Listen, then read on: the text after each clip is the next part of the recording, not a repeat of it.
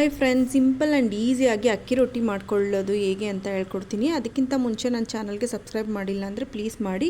ನಾನೊಂದು ಪಾತ್ರೆಯಲ್ಲಿ ಸ್ವಲ್ಪ ನೀರನ್ನು ಇಟ್ಕೊಂಡು 1 ಟೇಬಲ್ ಸ್ಪೂನ್ ಎಣ್ಣೆ, ರುಚಿಗೆ ತಕ್ಕಷ್ಟು ಉಪ್ಪನ್ನು ಹಾಕ್ತಾಯಿದ್ದೀನಿ.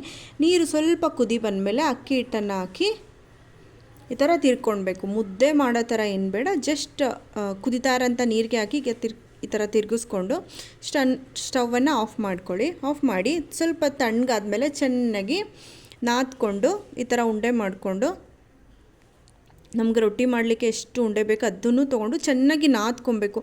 ನೀವು ರೊಟ್ಟಿ ಮಾಡೋಗೆಲ್ಲ ಚೆನ್ನಾಗಿ ನಾದಿ ರೊಟ್ಟಿ ಮಾಡಬೇಕು, ಇಲ್ಲಾಂದರೆ ರೊಟ್ಟಿ ಒಡ್ಕೊಂಡು ಬಿಡುತ್ತೆ. ಈ ಥರ ಸ್ವಲ್ಪ ಹಸಿಟ್ಟು ಹಾಕಿ ಫಸ್ಟು ಒಂದು ಸ್ವಲ್ಪ ತಟ್ಕೊತಾ ಇದ್ದೀನಿ.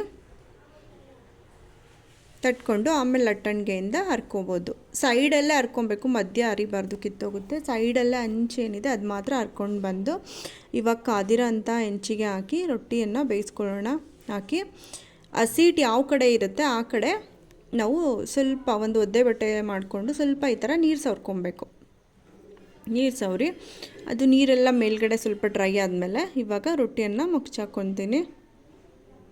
ನೋಡಿ, ತುಂಬ ಸಾಫ್ಟ್ ಆ್ಯಂಡ್ ಟೇಸ್ಟಿಯಾಗಿರುತ್ತೆ. ಒಂದು ಸತಿ ಟ್ರೈ ಮಾಡಿ. ಈ ಥರ ಎರಡೂ ಕಡೆ ರೊಟ್ಟಿಯನ್ನು ಬೇಯಿಸ್ಕೊಬೇಕು.